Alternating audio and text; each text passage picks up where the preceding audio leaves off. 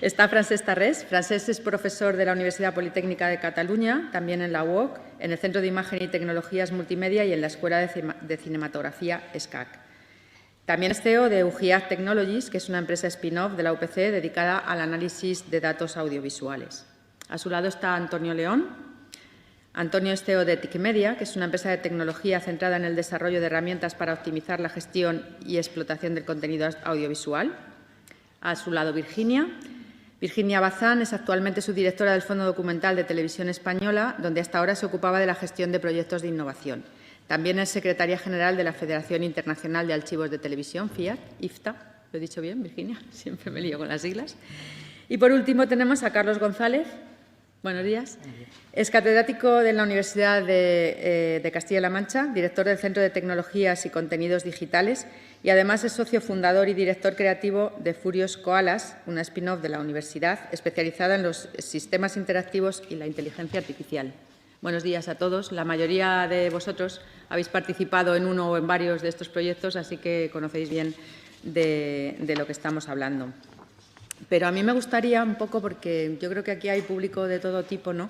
Y cuando vemos esto y presentamos así, parece como que esto tú llegas mañana, le dices a cualquiera de los dos que están aquí, vente para acá, Antonio, vente para acá, Francesc, ponme esto y yo le voy a dar al play y ala, ya quiero que me analicen los contenidos, ¿no?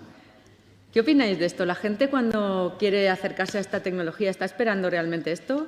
Desde todos los puntos de vista, incluido la universidad e incluido los usuarios, Virginia también. ¿Quién empieza? ¿Quién se anima? Francesc. Yo mismo. Venga.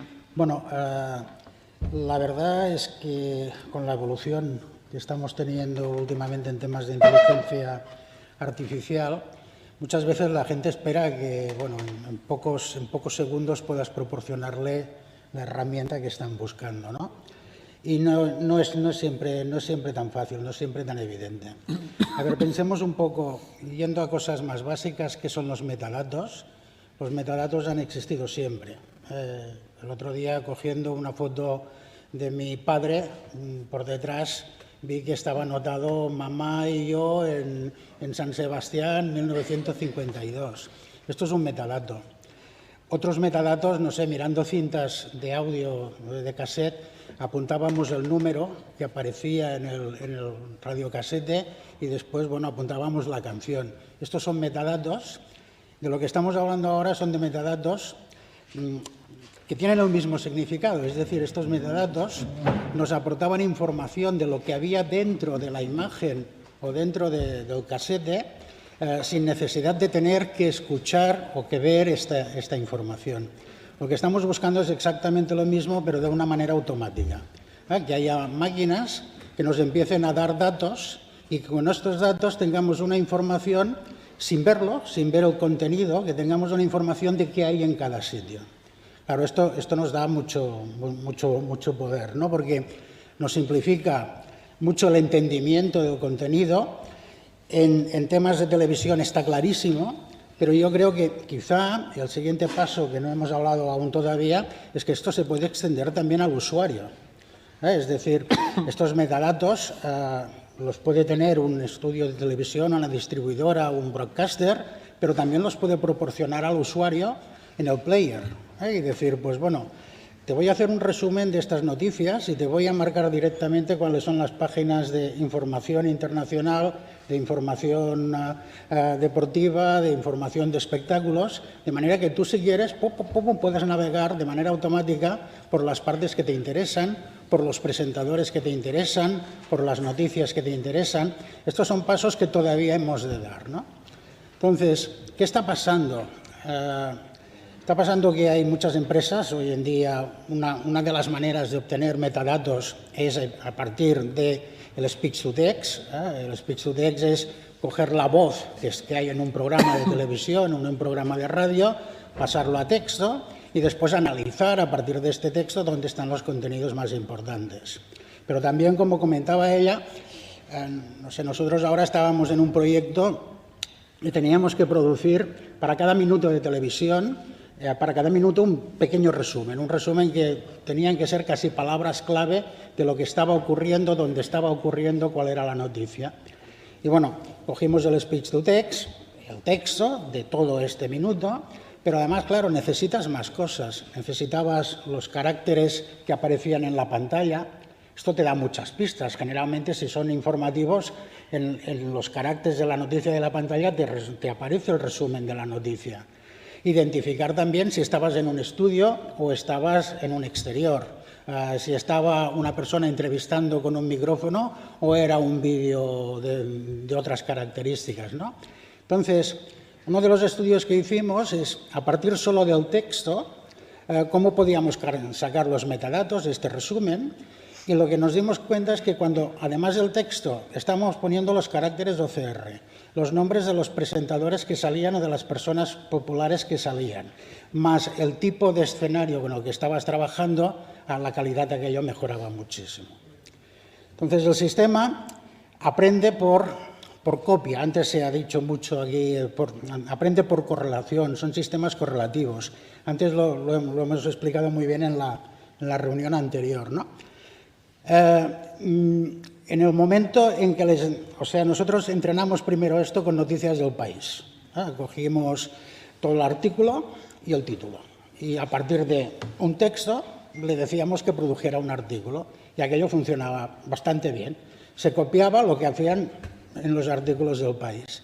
Pero no era el estilo que utilizaban la gente que minutaba. Entonces lo que fuimos es, bueno, danos datos del pasado. ¿Cómo hacías tú los minutados? Que eran muy sinópticos, eran cosas muy, muy resumidas, ¿no?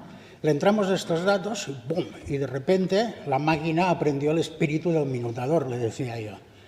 Te sale ¡pum! El estilo acaba copiando el estilo que realmente nosotros lo habíamos entrenado. Sobre la pregunta me estoy enrollando un poco, pero bueno, sobre la pregunta que me hacías tú es... Todo esto hoy aparece gratuito en la red. Hoy tenemos programas tipo Whisper o tipo que le das un audio y te genera automáticamente el texto. Yo creo que aquí hay tres actores y quizá los que estamos aquí somos un punto intermedio. Hay las grandes compañías que te dan todo esto gratis y bueno, gratis a cambio de un precio, evidentemente, a cambio de otras cosas que no es dinero, pero que te proporcionan unas herramientas a las que puedes acceder de forma libre. Está el cliente final. Yo diría aquí está la investigación y el desarrollo, aquí está la aplicación, pero hay un punto que es la transferencia de tecnología, que quizás es el papel que estamos haciendo nosotros todos aquí. Es ser lo suficientemente ágiles como para estar al día de todo lo que está evolucionando en el mundo y ser capaz de implantarlo en pocas horas, en un mínimo de tiempo. Yo creo que esto es lo que en estos momentos más podemos contribuir como puente entre la aplicación final y las grandes empresas. No me enrollo más ya. Yo un apunte, va a ser muy rápido. Simplemente, respecto a la pregunta concreta que hacías, lo que nos pasa con la inteligencia artificial es que a todo el mundo le está llegando el concepto, que primero a mí inteligencia artificial, ya sabéis que lo hemos hablado muchas veces, que no me gusta nada porque es una forma de referirse a muchísimas cosas, entonces como concepto prácticamente no significa nada, encima está muy trabajada en ciencia ficción y cada uno piensa. Pero bueno, el caso es que lo que nos llega de inteligencia artificial son casi siempre las aproximaciones que hacen las grandes, que llega al usuario, que son siempre aproximaciones como muy globales, muy ChatGPT, pregúntale lo que quieras que te va a responder. Entonces la gente tiene como ese concepto de inteligencia artificial de que te resuelve cualquier problema, cuando realmente lo que solemos aplicar, especialmente en industria como esta, son resultados o soluciones para nichos muy concretos. Es decir, no trabajamos con la gran inteligencia artificial a la que se pretende llegar, sino con algoritmos que te resuelven problemas muy concretos. Y entonces necesitas tener muy bien definido ese problema y muy bien segmentado el contenido que va a pasar a ese problema, adaptado el algoritmo a ese problema. Entonces, esa adaptación, que es la clave de tener unas tasas de acierto aceptables o buenas y que el usuario perciba el resultado como una mejora, está lejos de lo primero que ves en inteligencia artificial, que es, hostia, ChatGPT, pues ya está, ya no tengo que, ya le pregunto y ya está, ¿no? Entonces, ese salto es casi lo primero que hacemos en casi todos los proyectos, y especialmente el que estuvimos con RTV, hubo mucho de ese tema, de decir, no, esto no es esto, es ir, tráetelo aquí, es etiquetar estos informativos de los años 70 que tienen una forma de hablar muy específica y demás. Entonces, esa adaptación es lo que más nos cuesta. Sí. Yo creo que un poco recogiendo la intervención de Francesc, yo tengo que reivindicar entre el metadato doméstico y el metadato generado automáticamente el valor de los profesionales que se dedican a generar estos metadatos y de manera muy concreta en el sector de televisión, ¿no? Y respondiendo de manera concreta a tu pregunta, Carmen, sí, los usuarios somos impacientes porque estamos acostumbrados a generar esos metadatos con unos niveles de calidad muy altos, probablemente niveles de calidad que no podemos mantener en este momento por distintas cuestiones.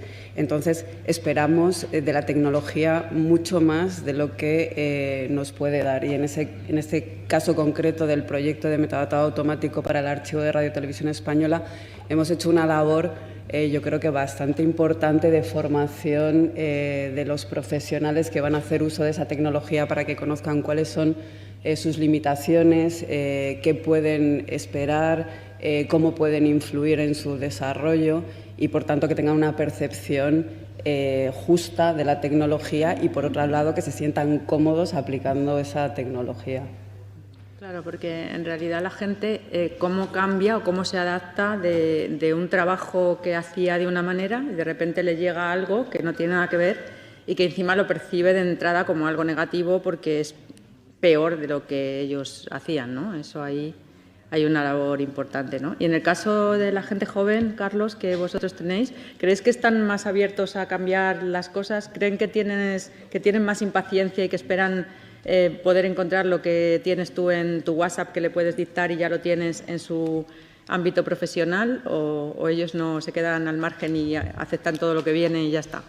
Bueno, no sé, yo recogiendo un poco algunos comentarios que han hecho los compañeros en la mesa sobre el nivel de exigencia que ha comentado Virginia en ámbito general, la verdad es que todos esperamos un nivel de exactitud a la hora del uso de cualquier tipo de herramientas de inteligencia artificial que sea del 100%. O sea, no se admite ningún tipo de error. Por poneros un ejemplo, nos contrataron a la Spin-Off hace no muchos años una transcripción en tiempo real de un ponente que hablaba en inglés y teníamos que hacer un subtitulado automático. Estoy hablando de antes de la pandemia, hace ya un poquito más.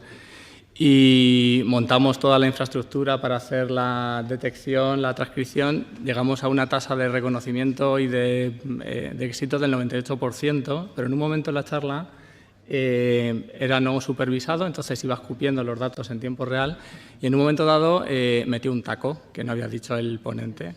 El público empezó a reírse y luego hubo comentarios de que vaya birria de sistema y tal, y estábamos llegando a un 98% de éxito. Entonces, la gente normalmente quiere magia. Entonces, ¿qué es inteligencia artificial? Todo lo que no está resuelto ahora mismo. La gente está acostumbrada a usar Google, eso ya no es inteligencia artificial, eso es otra cosa.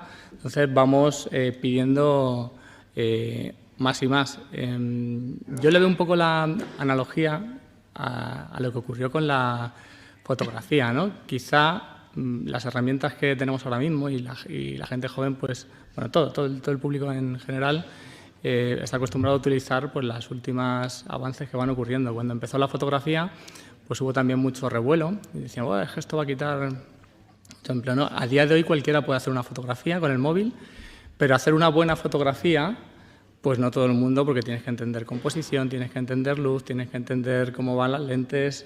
Entonces, pues es muy posible que todas estas herramientas acaben con una implantación brutal, pero esa adaptación concreta para el problema, pues ahí sí que hay, igual que necesitarás una adaptación concreta para la realización de tal fotografía de estudio, pues en las herramientas de inteligencia artificial también necesitas una adaptación concreta, sobre todo en el ámbito industrial, como comentaba Antonio, que es tener en cuenta todas las limitaciones y todas las restricciones que tienes para aterrizarlo en un escenario concreto.